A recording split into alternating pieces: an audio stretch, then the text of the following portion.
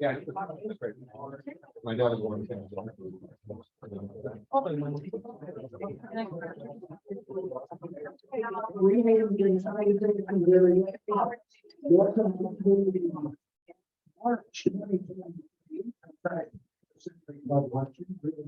All come today. The very first thing I want to do is thank everyone, especially those of you. Could get you to send me probably the news. Service. Sure. Because it really comes out with- You're not gonna, we don't really have to. You suggested we sort of put it together. Get your reservation later than yesterday. That's also a big help.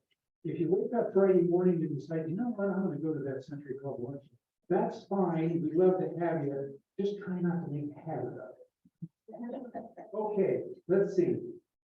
Also wanted to remind everybody that the Century Club is on a calendar year membership. So we go from January to December. And so if you haven't already renewed your membership, please do.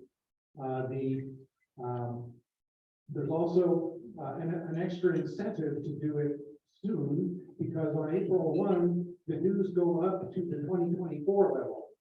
So in addition to all the other benefits of supporting the Democratic headquarters and getting a little discount on the luncheon fees and whatnot, you'll also get in at the 2023 rate. So we've still got about 3 weeks to do that. Easiest way to do that probably is just to either give Forrest a check or go to demcenturyclub.org. demcenturyclub.org. It's really easy to renew your membership online. Yes, ma'am.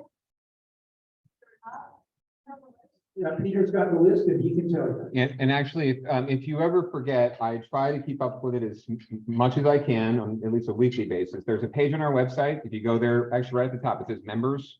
And it's linked in all of the emails that go out. You can click there, and usually that's pretty well updated. It's alphabetical according to last name. So just look for your name there. If it's not there and you're absolutely sure that you paid, I totally believe that you did. So just send us an email, info@demcenturyclub.org, and we'll check our records and we'll work it out and get your name on the list. But that's the easiest way to check, is to check that list. Okie dokie. So the dues go up to the 2024 level on April 1. No fooling. I heard it. Okay, could I have my e-board members raise their hands? These are, give them a hand, please. These are all the folks, all the volunteers, getting the whole people on the meeting, and they do it all out of the goodness of their heart. I'll remind our e-board members that our next e-board meeting is by Zoom next Wednesday at noon. Yes, Peter? I don't know if you were going to call on her, but in the context of that, I know Janice had an announcement about the nominating committee for our officers. Yeah, I was going to do it during the announcements. Beautiful. Would you like to do it now? If she's ready, I don't want to catch her with food. Go ahead. Go ahead, Jim. Sorry, Mom. Hi, I'm the chair of the nominations committee for Century Club. Annual meeting in July, and we elect officers and at-large members. On your table are business cards you find. If you would like to nominate yourself, or if you know someone you would like to nominate, It's a lot. please just shoot me off an email or a text, and let me know the name and the contact information. We're trying to encourage some younger members to join the board, so if you know an younger member, and that probably means you're younger than me. So just take the card, like I said, shoot me off an email or a text, and give you the name, and you can nominate yourself. Thank you. Thanks, Janice. Want to welcome all of our any elected officials that have joined us today. I'm going to start back here at the back. That's John Fioretta's table, and where Tom's at. Any electeds or prospective candidates? If you're, don't be shy. If you're shy, we'll ignore you. So. Or both. All right. Thank you. We're over here to where the center table of audience. Any elected or prospective candidates there? Okay. Moving over to Peter's table. How are we doing there? got John, but I think we're all good. Okay, we'll come over here to Dorothy's table. Like this, okay? Cal? Okay, please. Yeah. Can we get open space of Very good. Thank you. And here at Dora's table.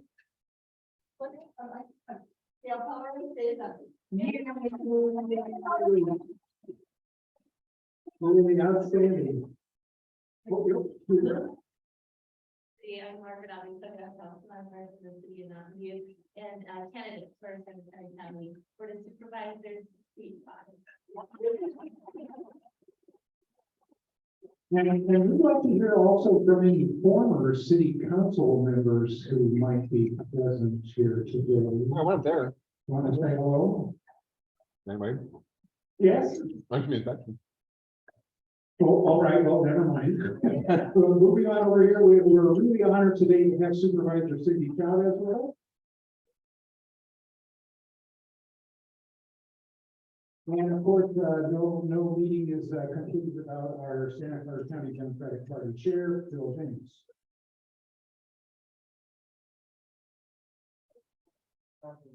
Ah.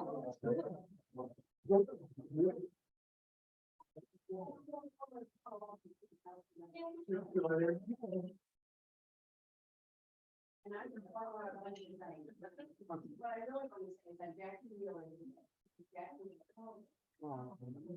keep sending me the thoughts, because I don't want to. Yeah.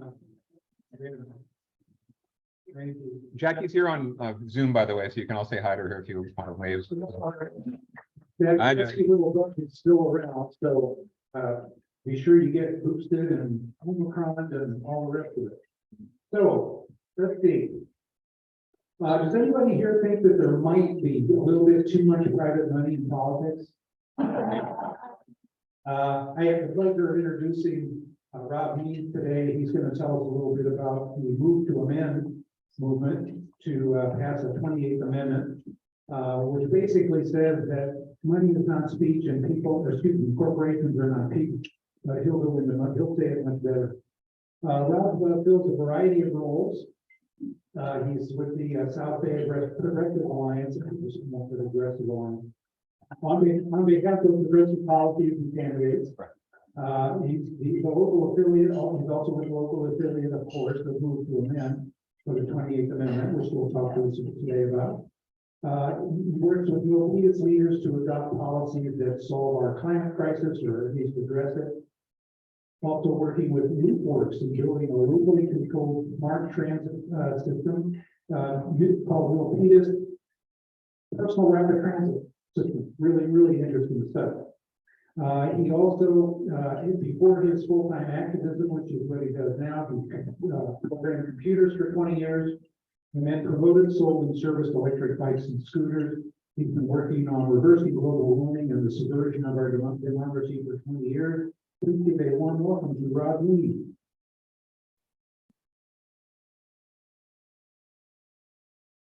Good afternoon, folks. I'm just going to jump through all this. We've got a Q&A at the end, so if we don't answer your questions as we roll through here, know that you'll have an opportunity. And he actually asked a question that I was going to ask, which was, do you think there is too much big money, that's billionaire and corporate money, involved in our politics right now to do great job? So we seem to have general agreement on that. So I'll be probably focusing more of my time this day on the corporations having constitutional rights. Let's see here. Short story, I'm Rob, and the Santa Clara County Move to Amend is the local affiliate of a nationwide organization that is working to get this constitutional amendment passed. If you want the 9-minute video story of what's going on with Citizens United and the money and speech arguments, you can watch this video, Citizens United versus FEC, that is online. And this talks about what a great organization we are and what we've been doing, formed in 2009. Basically trying to say corporations are not people, money is not speech. We've got 480,000 people who signed our pledge basically saying they agree that this ought to be a constitutional amendment that is passed in our country. And it's been moved along to the point where we now have the We the People. See if I can do this button. Yeah, there it is. Look at that. We've got the We the People Amendment, HJR 48, and in this last Congress, 94 representatives in the House actually signed on as co-sponsors. So that number has been growing session by session. Eventually, we'll get it over the line, I imagine. I want to start off with, kind of like the basics of why we are doing this and what our system of government really is set up to be. Our Constitution lays out, this general divide that there's the people who are free, sovereign individuals with inalienable rights and a right to privacy. They together form a government to do things that they cannot do individually. That government is subordinate to the people and accountable to the people. It has collective duties, and it is a very public, transparent kind of an organization. And then we have corporations. So the majorities of Americans actually agree on a number of major policy changes that are needed in this country for us to catch up with the other developed countries in the world. Addressing guns, environment, and democracy for that matter, as you probably noticed, has been under assault for the last 10 years or so, seriously. So we've got, the problem seems to be getting back to the oligarchy that we have in this country. That's buying / bribing / cajoling, whatever, however you want to put it in. They're using their money and their power to control our representatives, obviously at the national level, but that actually trickles down into local campaigns and it affects local lives also. For example, the Kochs and have put now they're just a couple of a long list of folks out there that got big money to put into political campaigns. They dropped in 127 million to say, oh, climate, that's not a problem with climate. One, of course, they're carbon fuel barren, shall we say. Well, that's just the money they put into the denial of climate change. They've got lots and lots more money that they've been pouring into all these different ways of controlling our public thinking about what is and what isn't true. So this is, one of the first investments that paid off very handsomely. This is the Rush Limbaugh investment. They got think tanks going on. You've heard of Cato Institute, Bloom Institute, and a number of others. Those are think tanks that are churning out propaganda on behalf of these billionaires. Then we've got the astroturf agents, and I think that's where most of these climate denial groups will probably be winding up in there. Wealth warriors, I'm not exactly sure what that means, but I've heard about it. The American Legislative Exchange Council, which gets together with state legislators and says, what kind of laws can we pass if we're going to screw the regular guys and give us more money to the billionaires? Congressional collaborators. Well, you could probably have a whole couple of hundred lists of Republicans and a number of Democrats that are in Congress that are helping them out. Courtroom collaborators. You may have heard of the, what is that? The Federalist Society. Leonard Leo, responsible for getting the last 3 conservative, and I use that term loosely, conservative judges on the Supreme Court. And of course, the academic agents where they're actually paying to change the curriculum and the instructors at various institutions across the U.S. And then if all that fails, there's always physical force to get their way. So what makes corporations so powerful? How do they get that way? They have certain advantages in our culture in that we'll get into the details, but obviously they don't die very easily. And SCOTUS, Supreme Court gave them most of the same constitutional rights that we, the people, have. Back in the good old days. So a corporation is an artificial entity that conducts business under state laws. And those states grant to corporations various privileges to operate. Act as one person, own property, sue, enter into contracts, unlimited lifespan, limited liability, all the things that we associate with doing business. But the Constitution never mentioned corporations, and we're talking about giving corporations rights. Back in the good old days, for nearly 100 years, they were severely limited. And the video gets into this a little bit. Required a charter to be passed by the legislature. Nowadays, that doesn't seem to be required. Certainly wasn't when I created my book. Charter could be revoked for bad behavior. If your charter is revoked, then you don't get to operate in our state anymore. And quite a few were. Corporations were often only allowed for specific projects for the public good. Build a bridge, canal, something that we as a group of people, want. Corporations had limited lifespans and basically said, hey, as soon as you're done building that bridge, your corporation gets dissolved. You've done your job. Thank you very much. And unlimited liability, and oh, I love this one, they were banned from political involvement. Good old days. So when SCOTUS has done its thing with the law, basically creating law out of thin air, they blew up 1,000 different local, state, and national laws that were restricting them. Remember McCain-Feingold? Familiar phrase? Blown up. So now we've got both parties interested in chasing the money. One party more so than others. And the Tom Hartman program back in 2015, just about 8 years ago, Jimmy Carter said that now our American government is just an oligarchy with unlimited political bribery. And this is kind of a little bit about how it happened. We had the Santa Clara County had a tax, and the Southern Pacific Railroad didn't want to pay the tax, so they filed a suit. And unfortunately, we had an operative, shall we say, involved. That given a fellow that was had been the railroad president. He came in and said, well, why don't we just change the head note?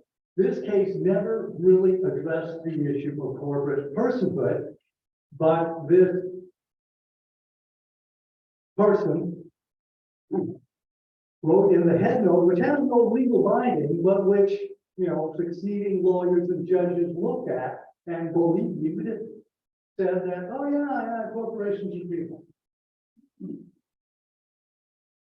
And we can, we've got other folks that can tell you about, how fraudulent and messed up the whole thing was. But nevertheless, SCOTUS has never said why corporations should have constitutional rights.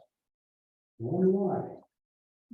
So they went on from there to say, okay, well, if it's a real person, then it gets the rights that everybody else does, right? So First Amendment, Fourth Amendment, Fifth, Sixth, Seventh, 14th Amendments.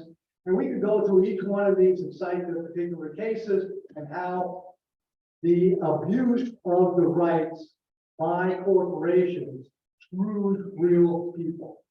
The people lose whenever the corporations are asserting these so-called rights. For example, we've got a 14th Amendment that has been used far more by corporations than by real people. And we see that the courts really haven't even upheld the people end of the 14th Amendment. They didn't protect the women's right to vote. They allowed Jim Crow laws, didn't protect labor rights. And this is the one that really bugs me. And I probably ought to go back and find out what the heck their logic was on this one. But, those of us who have seen corporations become transnational corporations and a consolidation and mergers and acquisitions, such that now we only have a handful of corporations controlling most major industries. We were wondering, why can't local government treat huge corporations differently from a small corporation? Justice William O. Douglas, one of the big ones, famous good jurist.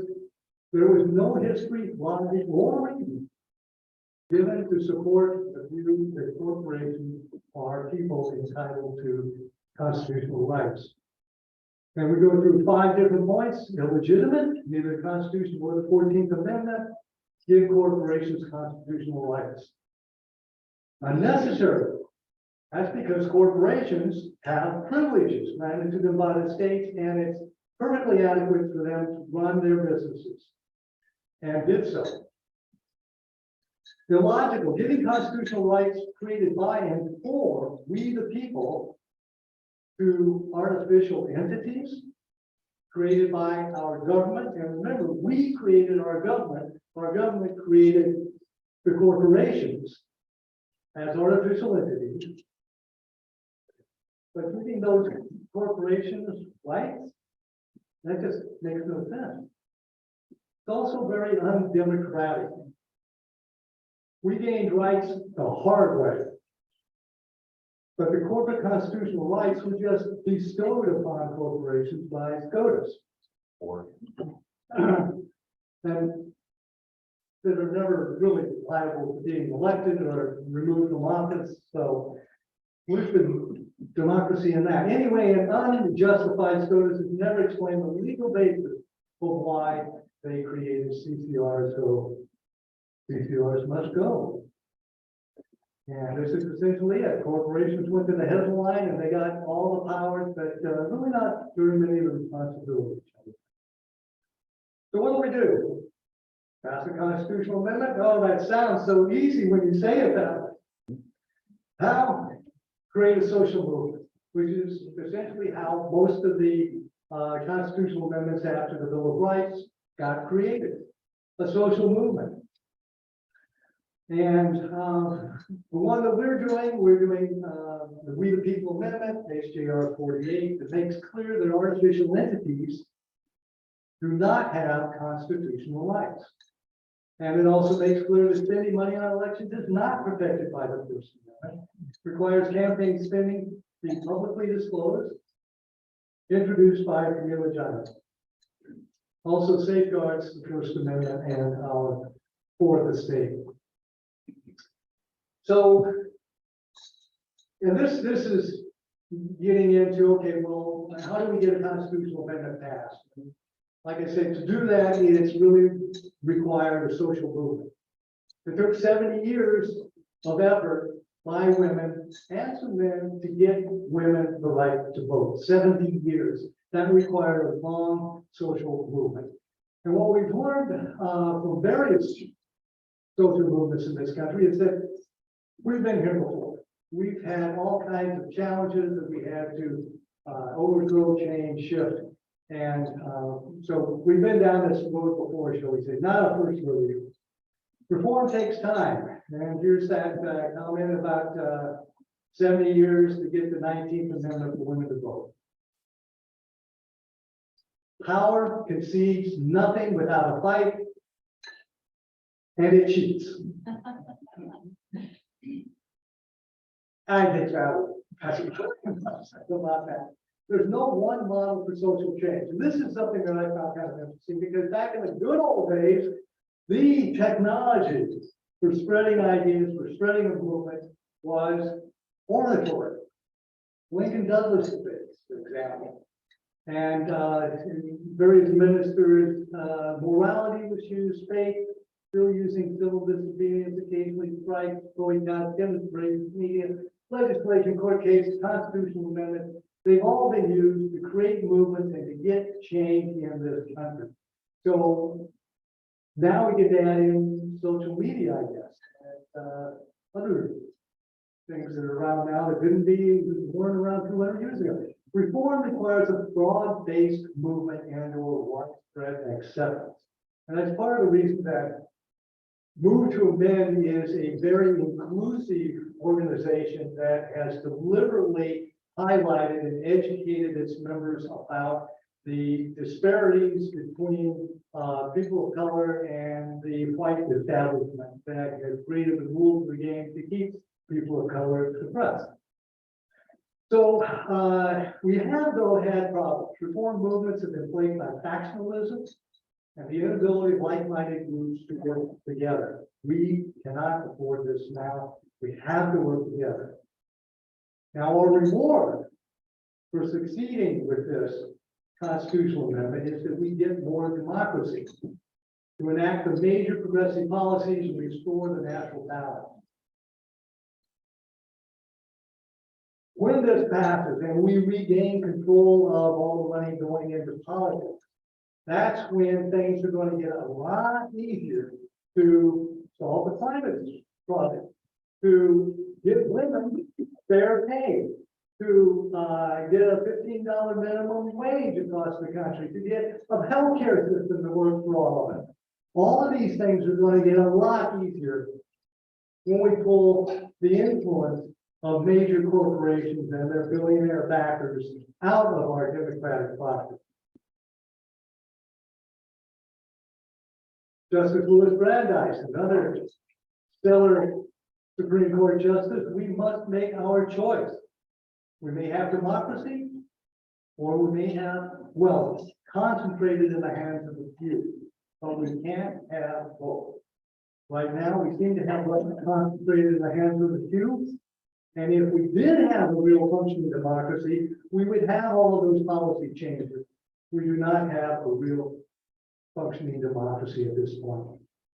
So this is what we've been doing locally, collecting signatures, publishing op-eds, making presentations like this, and trying to get the word out that this is really a requirement to get both the money out of speech and the corporate constitutional rights put back the way they were at the start of this country. And at this point, I don't even know where we are on the clock, but I think it's always not for Q&A. No, you're good. We're at 1 o'clock now, so we have about 20-25 minutes, and the floor is yours. You can call on whoever has a question. Wonderful. But you've got your hand up just before David did. Okay. Could you tell us what is the text of HCR 48? What does it say exactly? What does it say exactly? Wait a minute. You have a smartphone on you? Yeah, but I don't know how to use it. Do you know how to put in a URL? A URL into the browser? Yeah, then move to event.org.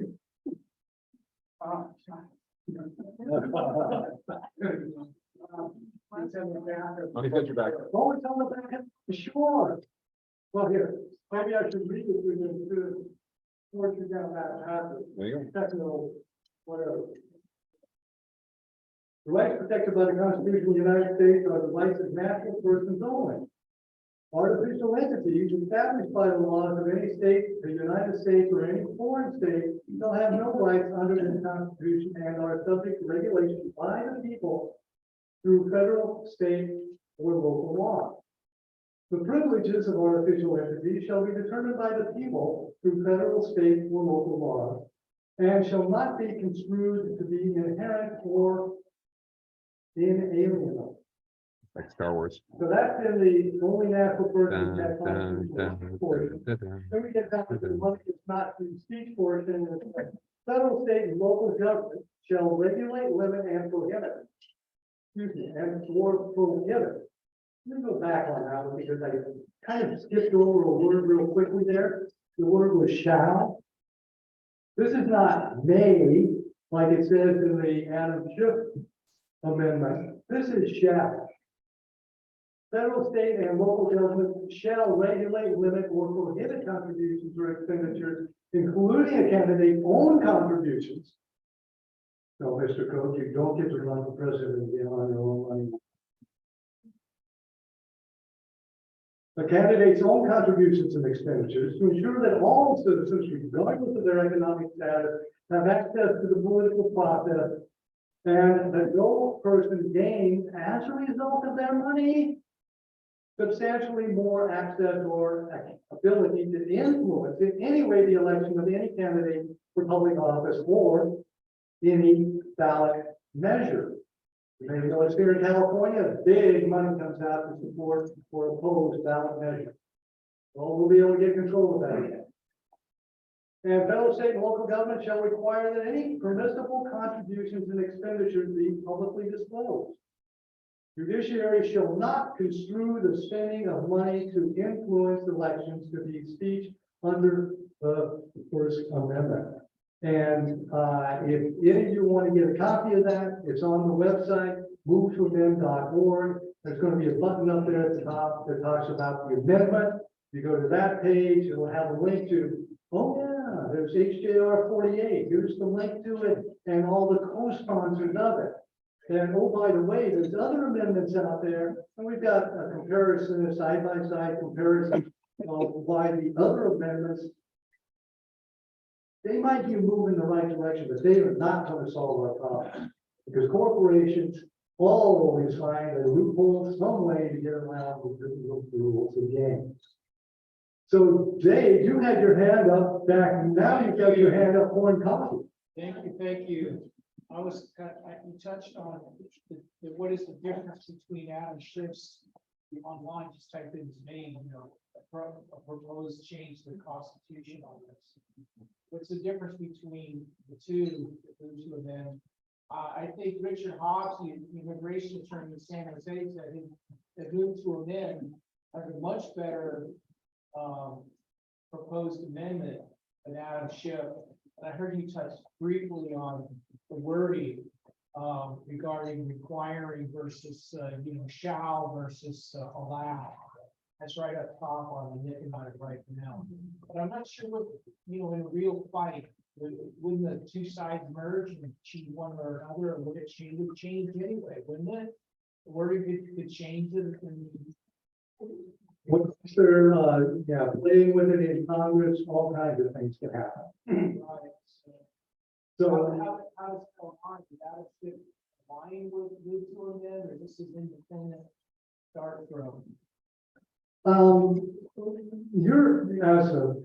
As most folks in this room will know, is that there's two fundamental flavors of Democrats. There's corporate Democrats and there's progressive Democrats.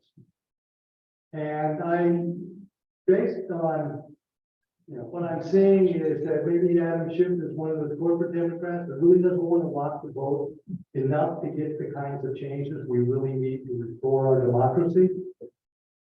I don't know Adam Schiff, I don't follow his stuff. I'm looking at the amendment that he put forward that says, well, first off, it hasn't got a lot of teeth in it. And secondly, it doesn't even address corporate constitutional rights. So even if we say that corporations cannot give money to candidates, that doesn't prevent them from buying up, say, 1,500 radio stations across the country and turning them into right-wing propaganda channels, which has happened. So I'm not impressed with the Adam Schiff version, let me put it that way. And the other question, I thought I saw a hand, there we go, sir. Is a union an artificial entity? Absolutely. So we can't have unions messing around with the political system with their money and their power. However, unions are different from corporations. For example, if you're a corporation and you employ some folks and you say, I really want you guys to all vote for this guy and not that guy. The people working for that factory or that particular employer they're at their free will to vote, act, invest in candidates, buy whatever. Whatever they want to do to influence the political system as individuals, they can do. That is the corporation itself. Under this amendment, they would not be allowed to. We would go back to the days when there was a final law, or even let's go way back to the Montana law that was struck down by Citizens United. Where they, I thought you were saying that a union would go to its members and say you should vote for so-and-so, but. well, that was the corporation. That was the corporation that could go to its members and say, hey, vote for so-and-so. They are at will.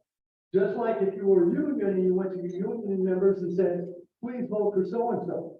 Your union members are at will to do it or not do it as they see fit. But if I'm looking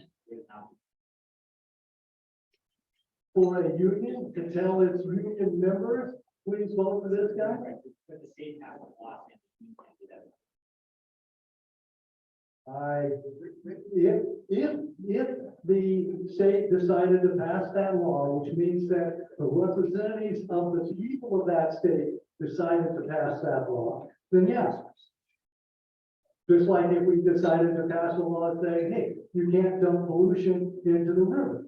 You know, that is done at the state level. What if they pass a law that said the Democratic Party in Florida can't advocate for the election of Democrats, Republicans, whatever they want?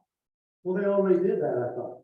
They introduced it. That's why they haven't passed it yet. But under because it's not an actual person, the Democratic Party in Florida would be able to exercise it. They can't do Democrat difference than Republicans. That's true. There's no constitutional right that says you can't do that. Thus, our representative system, democratically elected representative system. So if Florida continues to choose candidates and send them to their state legislature as they have in the past, then you know you've got a legitimate concern. If the money gets pulled out of those elections, do you think that there's going to be more democracy happening there and that those jerks that are currently sitting in the state legislature are going to continue to be sent? It's just that it's two different things, right? The money is a separate thing. Money, that's what shifts, then it focuses on is the money, right? If you do that and the natural person thing. So for example, the move to amend amendment could just say corporations, right? But it doesn't. So then it could be, you know, member organizations, political parties, labor unions. And, you know, So you're trying to make labor unions, nonprofits, those kinds of corporations that you like, different from the corporate corporations that I dislike. I think all should be regulated, all speech can be regulated and for natural people and for artificial people under the SHIP amendment or the financial part of the loop amendment. Did you say maybe? Well, shall is silly because, right, you shall regulate this question, what's the regulation, right? And That requires a conversation. May does not require a conversation. so the government has passed a lot of empty finance laws, good laws, those were struck down. So I think that the SHIP amendment would basically say that if the company wants to regulate and pass a regulation, that's it. That's the core problem. Right? The allegation that we finally brought up that people do it. We can't hear Bill inside the conversation. Oh, sorry. Also, Rob, if you could repeat the question. Because, you know, people. I thought John going like this back here. Maybe I can just pass the mic around here. Because this is what really happened. We're having a discussion about, you know, your beliefs and your ideas of how the system works versus some other ideas and beliefs about how the system works. Why does Citizen United endorse Adam Schiff's Katie Porter Porter? Yeah, Katie Porter both run into the same seat. But Katie also endorses Adam Schiff's. It's also been endorsed by Citizens United. Why?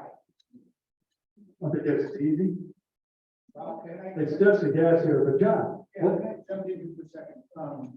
Katie Porter, Adam Schiff, and Barbara Lee have all Endorsed our amendment as well. There's a lot of Which is crossover. the our amendment. Is it this one? This, the HR 48, I'm a move to amend member. So there's a lot of, you know, cross-pollination between people who support the SHIP amendment and people who support HDR 48, the We the People Act. Okay, at this point, I think a lot of people just want to get something passed because it's so critical. All right, anyway, just wanted to make sure that was clear. Well, One of the things that I think is really important is if you pass one without the other one will never happen. That they need to be tied together in the same package. Corporations are not people and money is not speech. Some of the other groups are going after one or the other, but not both. There's actually a couple of different amendments lying out there with public opinion.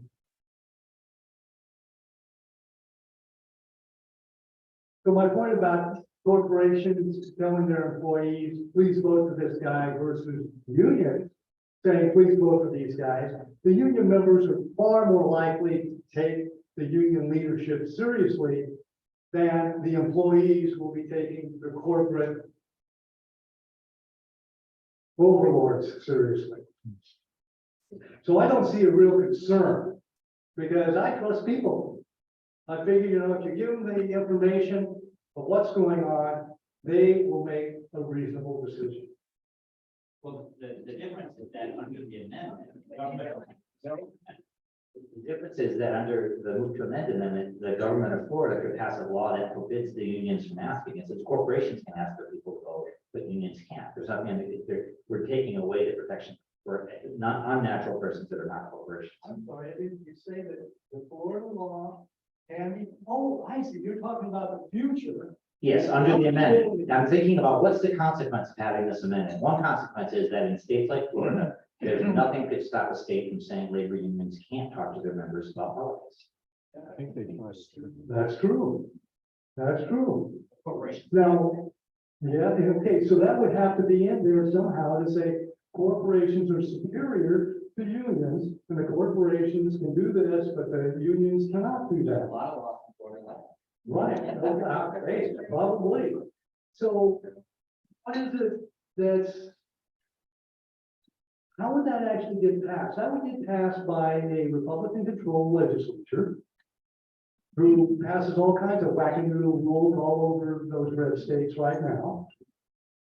So you're saying that this is not strong enough to prohibit bad behavior by legislatures controlled by Republicans? Or Democrats, right? Democrats in California shouldn't be able to. Can't hear you.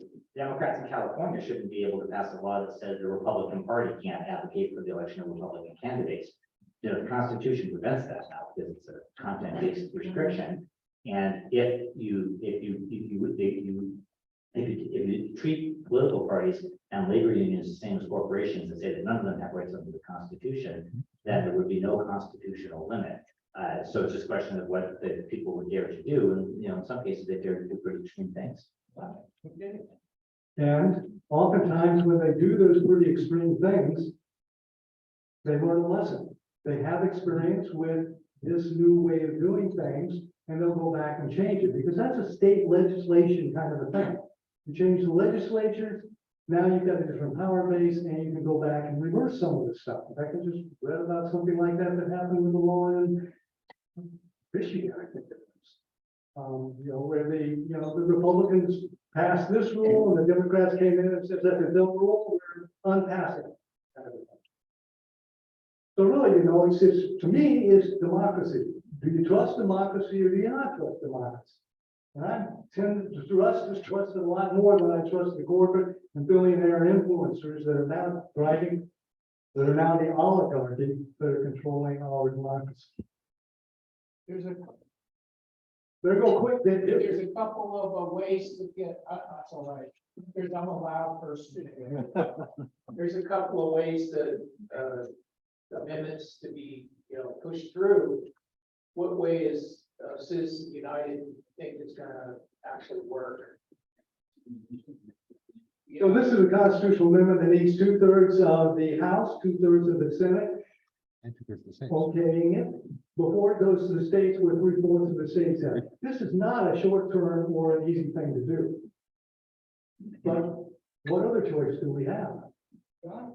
Yeah, getting back to Bill James' comments, I reject the premise. Individuals retain all their rights under HDR 48. So if you've got the right to run for office, which you do, it wouldn't make any difference what this did to your party. You would still have the right to run for office. And also what you've done with a couple of your examples is say, what if, these are potential unintended consequences, yada, yada. Okay, you have to compare that with what we have now. These are not unintended consequences, what we're living with right now.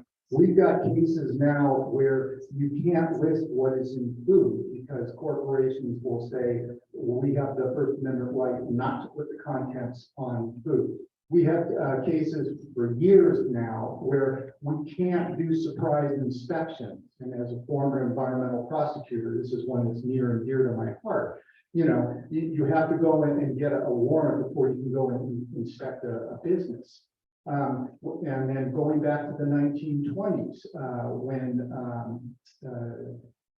Pennsylvania tried to regulate coal mining, and homes were literally falling down into the coal pits, and the Supreme Court said, that's okay, you got to pay them.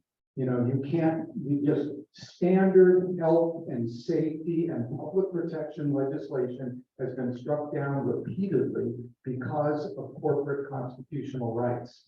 And on top of all that, it's not a question of whether corporations should have rights. The question is, were they given them by the Constitution?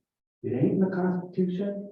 They were given them under the 14th Amendment. There's nothing in the 14th Amendment. You can check the legislative history. Okay, they do not have them. The Supreme Court made this up out of whole cloth. Okay, and all this amendment would do would be turning the law back to the way it should be, which is to give decisions about First Amendment rights, the money and speech part back to Congress where it belongs. Who's better to judge what kind of regulations there are being elections? Congress or 9 unelected justices? So that last part of the shift, and then we do that. It would give the power for them to do it, okay? I thought that's what you said. Okay, no, it will give the shift amendment, it's, as Rob said before, one is mandatory, one is discretionary, okay? So if there's enough power and people want it enough, then these reforms could happen under the shift amendment too. The move to amend amendment makes it clear you got to do it. This is mandatory. Yeah, if you leave it to the system as it's currently structured, we're gonna get what we've got.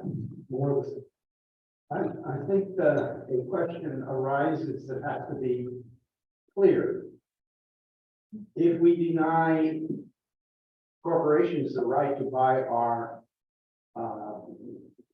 legislators, do we deny unions that same right? Yes or no? yes, unions and corporations. So, I mean, let me just draw a distinction, because I think the points that both of you made are really important, but what is different about the Democratic Party, the Republican Party, and the labor movement is that people opt in to be members of those organizations. And so the Sierra Club and all of that, and we use our common wealth, our collective wealth to even make small investments in campaigns. And so I think the issue that is being raised that I think is important for us to understand is what are the implications for membership-based organizations, Sierra Club, all of us, that are trying to make legislative changes in the current environment? What would it look like in a future environment? And I think that's really the question that I want to, that arises for me. Not that the current situation is good, it's terrible, and it's killing people, we've got to change it. But how do we continue to build power, especially because low-income people do that collectively? And does the move to amend in a meaningful way change the playing field for, I mean, of course it does in a meaningful way, but I mean also for low-income communities in terms of how we currently build power, and even the examples that you gave about how legislation changed and how movements began were really very broad-based, where people use their collective wealth to invest in all kinds of things, not just, by the way, politicians, but in movement building activities. So just something to think about, not because I have an answer to it, but just what popped into my head as I was listening to the discussion.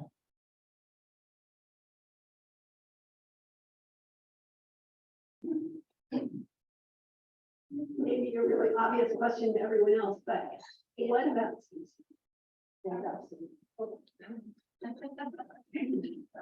That's the church. So, what about corporations that donate to PACs? So they're putting their money once removed, and then the PACs can donate and be very, upfront with their donations, but the corporations are still hidden. And that's what we got. Corporations are getting the tax.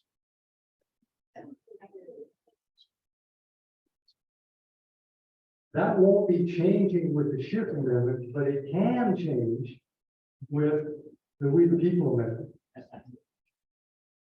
You say it's not? There'd be nothing in the Constitution about the Congress passing laws. Nothing to prevent them, okay. But the We the People amendment says, hey, local, state, federal governments shall regulate money in politics. That's when you win. That's when you get McCain-Feingold, or you get some other kind of legislation that says, no, you cannot, PACs are now illegal. We don't allow PACs anymore. No, that's a way of dealing with it. I'm not telling you what the solution for that problem of corporations giving to PACs.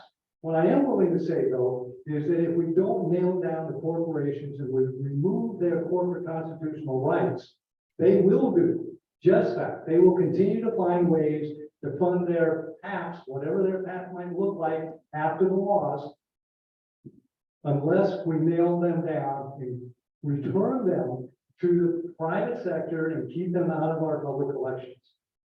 We have time for one more.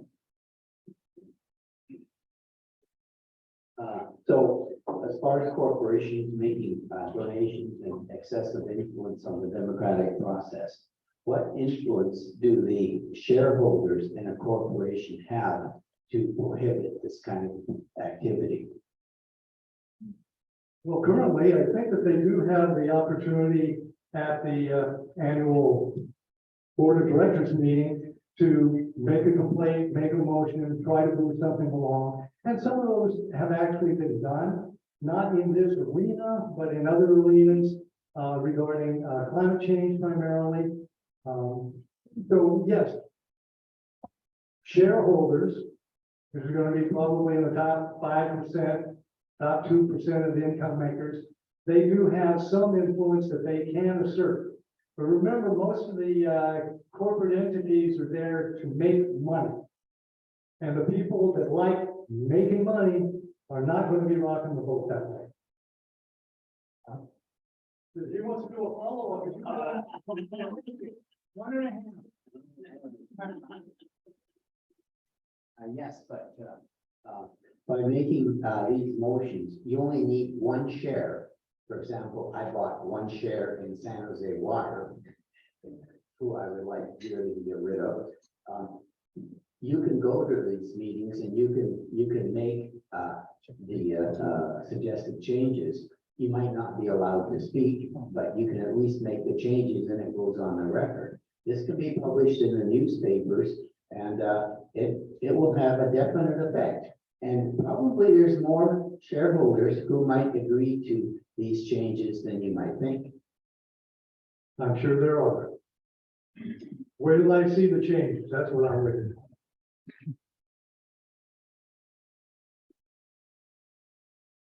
I want to point out a couple of things here. One is that if you individually think that this is a good idea, please go to moveToAmend.org/motion. Sign on with the other nearly 500,000 people who have said, hey, this sounds like a good idea. Obviously, there's going to be a place to donate money, and there's an organizational endorsement. One of those slides earlier said that there were 732 organizations, businesses that have supported this amendment. There's 700 local governments that have also supported this amendment.